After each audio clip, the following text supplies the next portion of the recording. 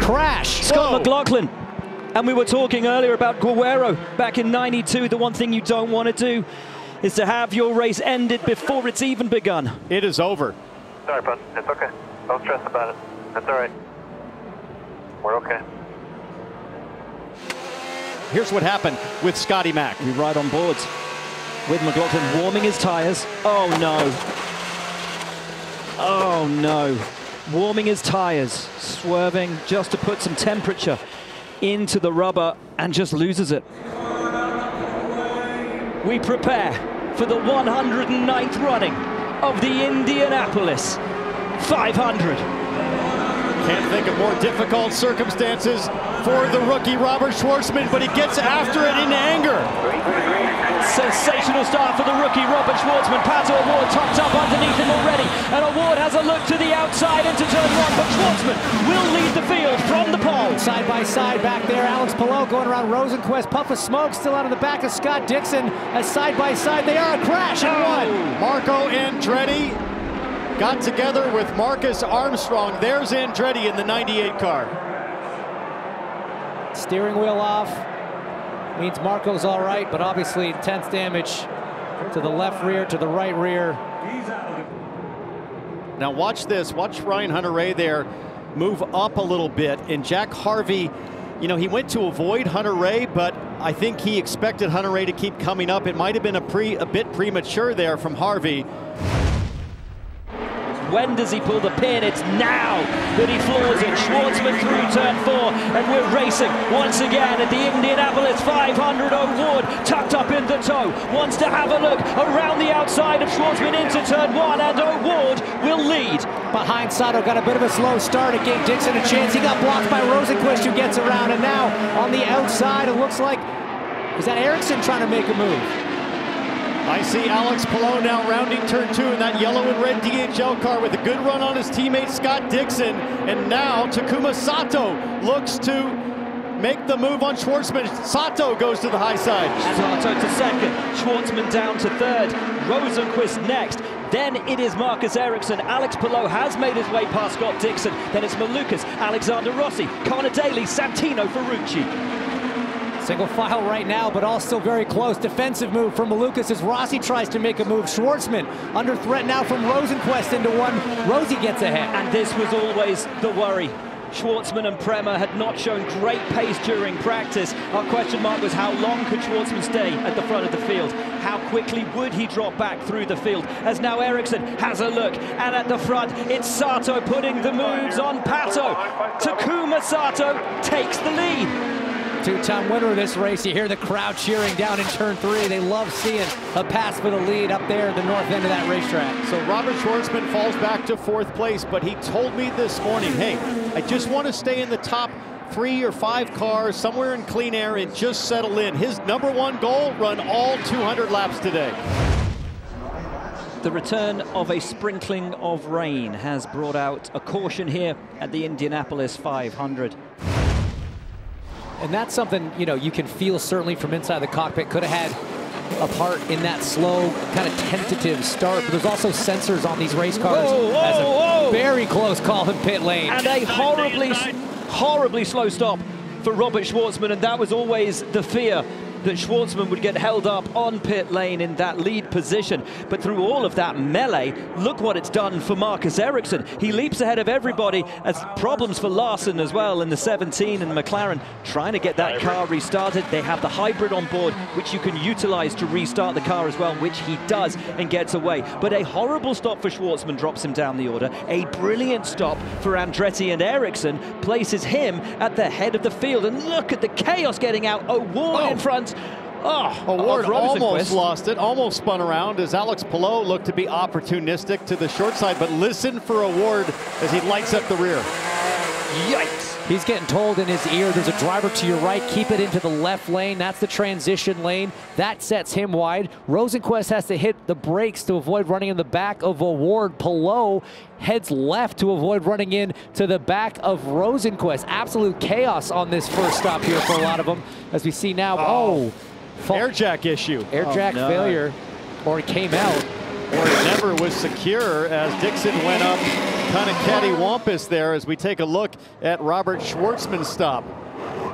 As you said at the top of the show, new team, first Indy 500, their 6th IndyCar race total. Rear right. And that outside rear, you're having to focus on that job. Well, you've got Indy cars going 60 miles an hour right behind you, inches from your back. Here's on board with Rosenquist with the Sirius XM machine. Oh, so close.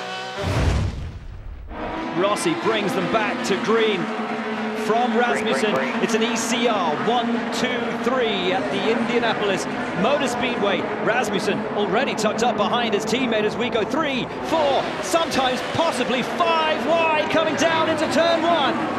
Wow, 4 wide there into 1 for this group, and Rasmussen made a move on Rossi to the outside up front, but they are stacked up in the back. Right in the middle of that was your championship leader, Palou, but on the high side, one of the McLarens, I think that's a Ward maybe trying to make some moves on the outside of 2. Rasmussen out front, again, spreading out 4 wide as Ward's trying to make a move on Ferrucci. We understand the restart is under review because Rossi really woed him down to a pretty slow pace, so we'll have to see what race control says about that. Here comes Ferrucci on the inside of Rahal. Beautiful stuff from Santino Ferrucci, as that is the car of Callum Ilott, the red and green Prema car, who now sits quite a few places ahead of his teammate Schwartzman, who had fallen back to 21st place, and Rahal is dropping like a stone. Past goes Herter, past around the outside. I think that's Rosenquist going around the outside of him as well, and now Schwartzman up the inside of Rahal. What is happening to Graham Rahal? He is running so slowly. His teammate Louis Foster next in line to go around, but that created some dangerous situations. Connor Daly was the first one to pull the trigger. Now seemingly the whole field on strategy A comes in. Herter. And these cold temperatures causing problems. Kevin. Santino Ferrucci is in. The Foyt car is strong, but he said, hey, I need a bolt on the top of the right side pod.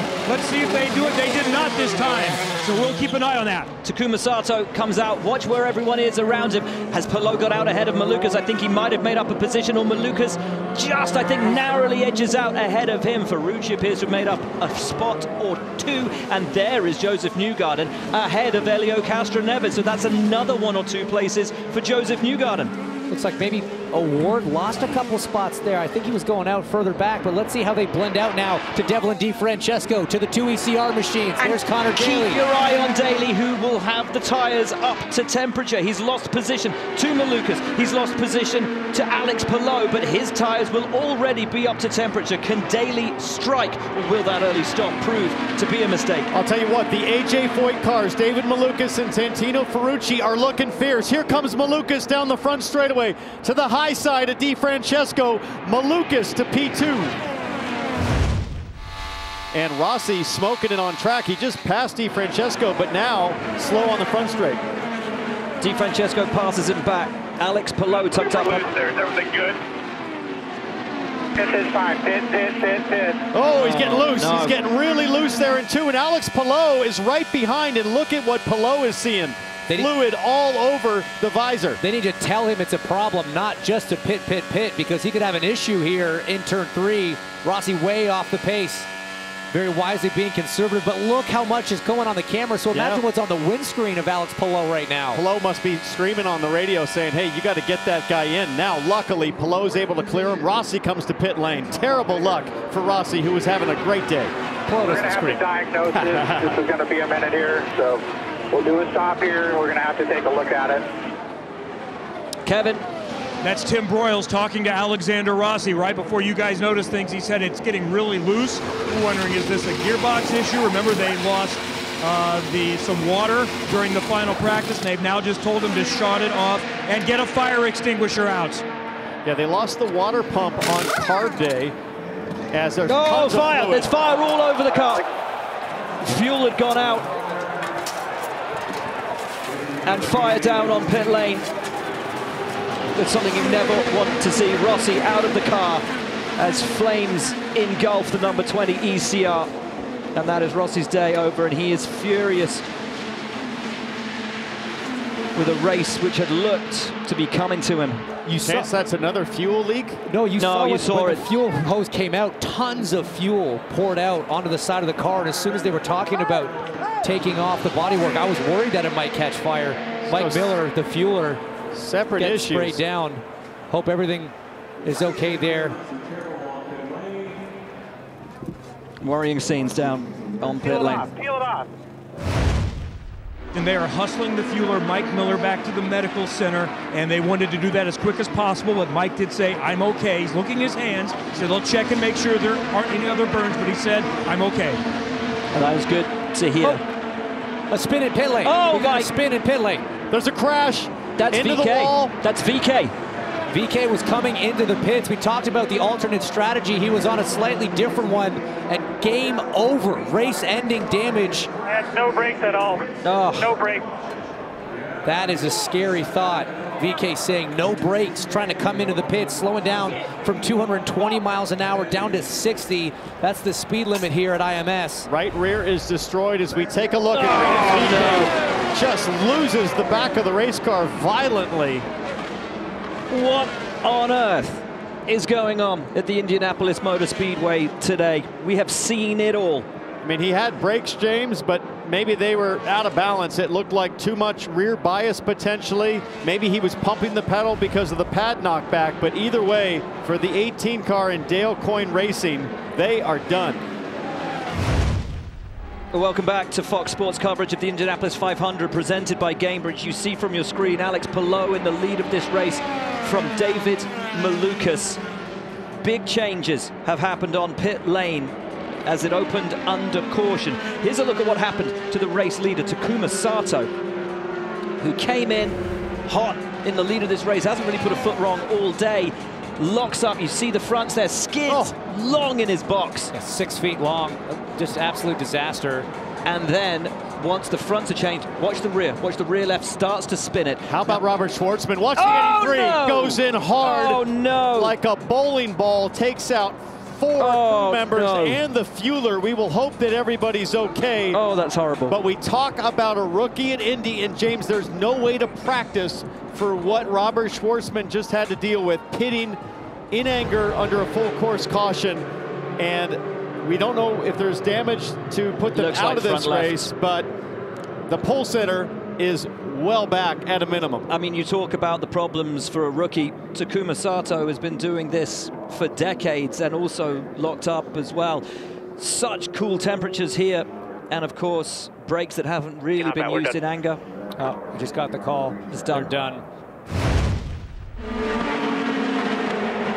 Now we go green. Jack Harvey pops out to have a little look at the champion. Alex Palou running 4 wide down the front stretch. Ryan Hunter-Reay has the lead. DiFrancesco goes to put the move on his own teammate Rahal, who drops to 3rd, and then comes Jack Harvey. Ed Carpenter, and Malukas gets up on the inside as Palou gets squeezed and Palou drops back. How did we get through that? That was some heads-up driving from Palou on back. We got a spinner. Kyle Larson. No! Larson hits Simpson. I think Stingray Robb may have been caught up in that as well. It is game over for Larson, and that is the double. Done and dusted. Thumbs up coming out of the cockpit. And that's good to see. I thought we hit for Simpson. Oh, there's someone else. I think that's Stingray Robb. That is Stingray. You're right. Ooh. That is Stingray Robb, who has gone into the tire barrier on the left-hand side of the track. Not often you see a driver end up down there. Watch this. Larson's going to slow up and then grab that fateful downshift that kicks him sideways. Oh, and it looks almost like he reacted to Larson spinning alongside him, tried to give him just a little, little or two more. Oh. And now they go. Oh! For green, and up on the inside goes Ed Carpenter. A spin at the back is that, certainly a puff of smoke, but we're racing up at the front, and DiFrancesco holds the lead. Jack Harvey alongside him, looking for the inside line. Oh, well, yellow. I got ahead of myself. Glad we're going to get another chance. Take a look at the top of the screen right here, Christian Rasmussen. Now, we heard green, which was awfully early. Look at him. Wow. Oh, man. I mean, he had pulled out and passed 3 cars before anyone else had moved, and then got loose and nearly took out those he had just gone by. This was what I looked like at 15 with my motorcycle permit. Man, I cannot tell you how impressive a save that is. DiFrancesco puts his foot down. The green is out and racing is on. And here comes David Malukas on the back of Jack Harvey. He will have the inside line, and keep your eye on Alex Palou, who's got Santino Ferrucci with him as well. It's 4 wide once again. Malukas on the inside. Harvey, Daly, who has the bravery? It is Daly. Oh my word. A wonderful restart for Connor Daly. And that will be the lead when DiFrancesco has to pit. Alex Palou not thinking championship today, Townsend. He held it 4th wide on a 4 wide into 1, came out 2nd in the order, and he is right on the gearbox of Malukas. And here comes Callum Ilott in the Prema. An incredible run from the sister car of the pole sitter to be up there and in the mix. And here comes Josef Newgarden around the outside of Felix Rosenqvist. Now having a look at the back of Jack Harvey. Newgarden got sideways there a little bit on the entry to turn 4, but he hangs on. Newgarden has been very patient, but I think he decided I've got to start to be a little bit braver. Connor Daly across the bricks. Listen to the crowd.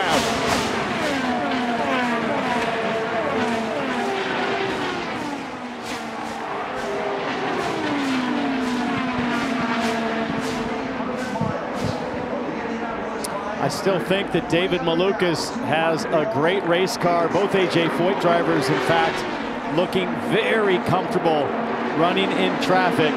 But Daly leading again across the bricks.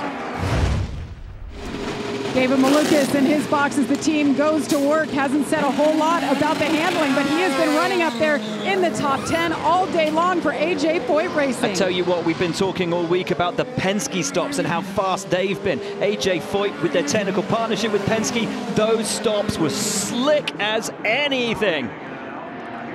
Josef Newgarden is back on pit lane. Josef Newgarden has a fuel pressure problem. Came over to the radio, Luke Mason told him. So he came back into pit lane. They top it off with fuel, and they're going to try to send him back out. Oh, disaster for Newgarden's run from the back.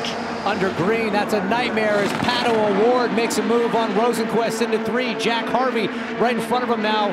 This is the blend. These are all the cars that just pitted, James. As Pato O'Ward looking to make a run on Harvey on the front straightaway. We'll have to see how things shake out here, but I think Connor Daly and Alex Palou. Palou has got ahead of Daly, passes him. It's Palou, Daly, Malukas. This is effectively the fight for the win of the Indianapolis 500, and after those stops, it's Palou who takes the advantage, but Daly will not want to let him go. Neither will Malukas. All 3 of these drivers who've had such a phenomenal day, and up comes Malukas on the inside of Daly, puts the move on, makes it stick. Now, these guys are racing hard, but they're going to have to be mindful of their fuel mileage because, as Kevin talked about, they're right on the far end of the bubble to be able to make it. I think they might need some caution or maybe a splash and go at the finish. These are the drivers to watch. The drivers you see on your left-hand side, Ryan Hunter-Reay, Christian Rasmussen, Marcus Ericsson, and Lundgaard. Yes, they are effectively leading the race at the moment, but they're off strategy as now Ferrucci puts the move on DiFrancesco to move himself up and try to take the fight to Louis Foster himself, who is out of position as these strategies begin to converge. And now Daly up on the inside of Malukas and has a look at Palou and gets them both in one move. Connor Daly, sensational. Alex Palou's last lap was 2:13, so that tells me that Palou is trying to stretch it as Newgarden has more issues on pit lane. He'll go 2 laps down. It's over for Newgarden's dream of fighting from the back all the way to the front, but Palou now having a look as Ferrucci goes to take the pass on Foster, who chops him off into turn 1 and will not let him through. Meanwhile, Ferrucci says it's a block. David Malukas got around Palou. Guys, I know Palou is just managing that fuel number. The rest, James, Daly and Malukas, they're going racing.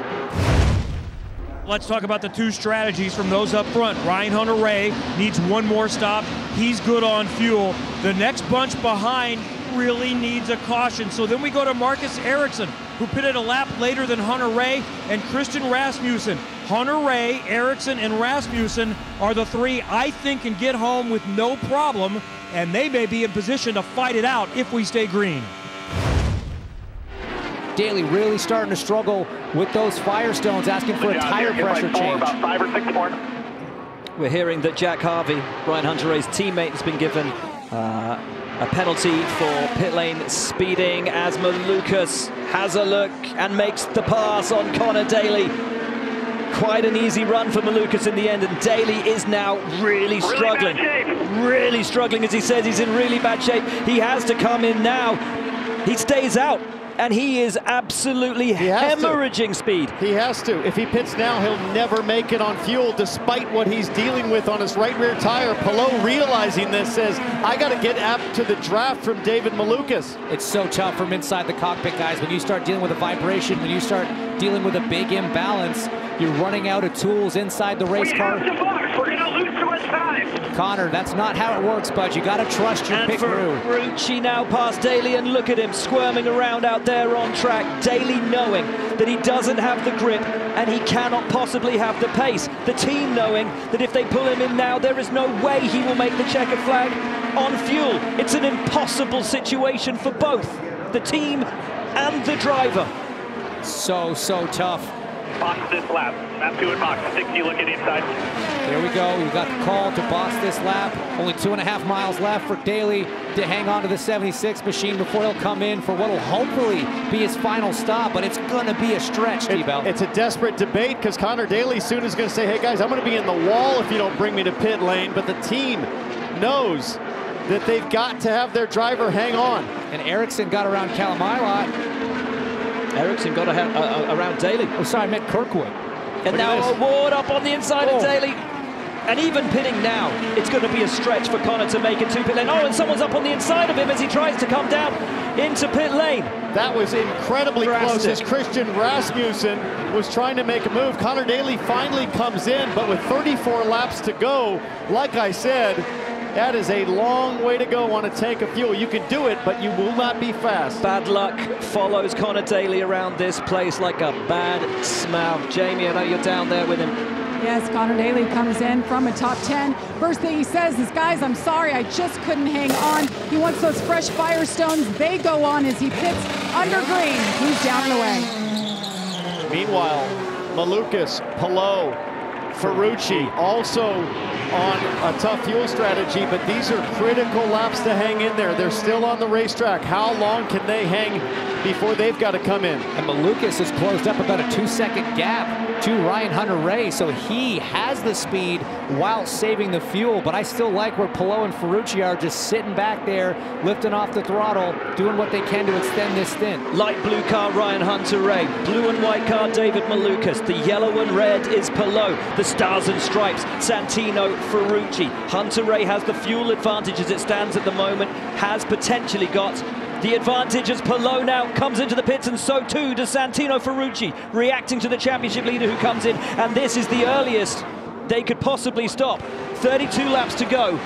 Good job from David Malukas to get the mileage. That is a huge additional lap, Kevin. So we'll see Santino Ferrucci first, and he got enough on that last stint. I think he can make it home with some fuel save. To Jamie. Alex Palou in the 10, he's done everything in his career but win at Indianapolis or win on any oval. A 4-tire stop there, no changes. Clean stop from Palou and the CGR crew. Looked pretty clean for Santino Ferrucci, although I think he's dropped back a fair bit from Palou during that stop. Yeah, look at the gap between them there. So a big delay for Santino Ferrucci. But out comes Palou, knowing that that might be his last stop that stands between him and an Indianapolis 500 win. And now a lot of pressure on Ryan Hunter-Reay as Malukas blends. Oh no! He's stalling in pit lane. Hybrid. Georgia. Hybrid. Start it, Ryan. Rock him. Oh, that is devastating. Stay focused here. It's not over. Hang in here. Don't lose a lap. Georgia. They yelled on the radio, hybrid. They had gotten through the pit stop, 4 tires of fuel. He went to take off and stalled it. So right now, just sitting on pit lane, the car is not on. They're trying to figure out what's going on. Jamie. David Malukas in the 4. They have been on fire today. A great day for this team. AJ Foyt Racing as he gets the countdown into his box. It'll be 4 tires here and enough fuel to go 30 more laps in this race.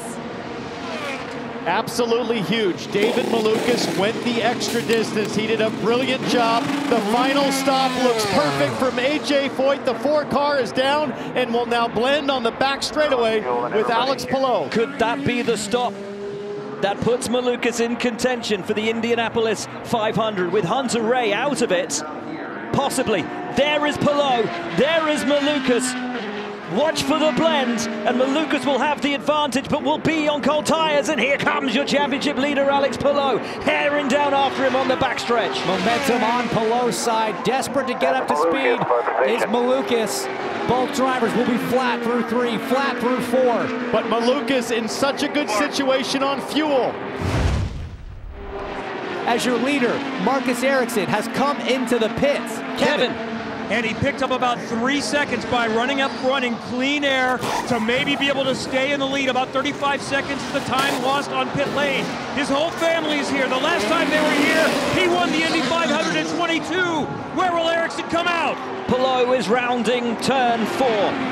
Ericsson is making his way towards pit exit. Palou will have the pace. Behind him is Malukas. Behind him is Pato O'Ward.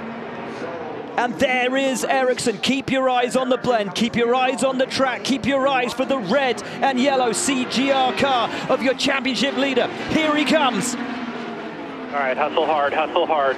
Here comes the leader. Go hard, all the way, go hard. He's going to try to get the draft off Louis Foster in front. That's going to help him get up to speed. He's got a little bit of breathing room, but Palou's got the momentum. Is it going to be enough on the front straight? But remember, Palou has to make a decision. This is for the race line. About fuel. Fight back, go like. Fight back, go like hell. Here he comes. Ericsson under pressure from Palou, himself under pressure from Malukas, and Pato O'Ward sitting behind them all, hoping to pick up the crumbs. What a terrific job from Marcus Ericsson on that stop, and his Andretti team got back out, stays in the lead there, and now Ericsson can go wide open, full throttle to the finish. There is any one driver who knows how to look after his tyres, who knows how to conserve fuel, eke it out and make a strategy work. It is this man, and not just this man, but Barry Wanzer, a strategist on the stand. This team, they have the experience, they have the pace. Critically this year, they have always had the execution. Part of what they're doing is making Alex save enough fuel that he can, with 5 to go, turn it up and not have to hold it back. Oh, and he makes the move! Palou on the inside of Marcus Ericsson. He chooses now with 14 to go. I think Alex Palou realized I can save gas behind Ericsson, or I can just go pick off of Foster and DeFrancesco. That was a surprise move, as Barry Wanzer, the strategist, tells his driver, good job, way to surprise. And now Malukas wants to go too. He doesn't want to hang around. He knows that he's on exactly the same strategy as Palou. If Palou goes, Malukas has to as well. Palou just making a liar out of me, thinking he's going to... Just better than 4.3 so finish. There you go. There's still a fuel number that he has to hit. There isn't one for Ericsson. No problem. Or will Ericsson get redemption from 2023? White flag is out for the driver from Barcelona, Spain. Alex Palou could be on for his first oval and his first Indy 500 as he comes off turn 2. Little slide out of 2. He moves to break the toe from Marcus Ericsson. Ericsson has it all now in his hands. It is now or never for Marcus Ericsson. But Palou has the lead. Palou has the advantage. He told us coming into this weekend, if I don't win the Indy 500 in my career, it will be a career unfulfilled. He had, and the caution is out. Caution is out. Palou will win for validation, vindication for Alex Palou. He has won the Indianapolis 500.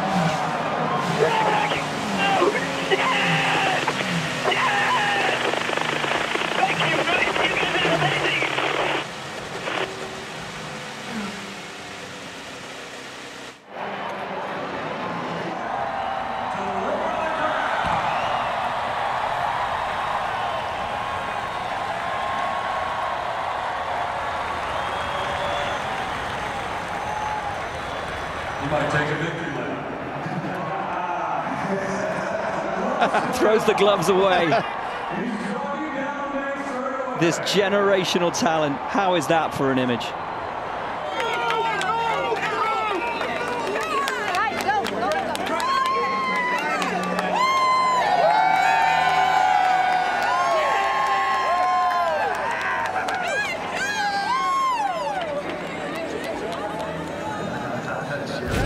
Up next, it's the Chevrolet Detroit Grand Prix, Sunday, June 1st at 12:30 p.m. Eastern on Fox.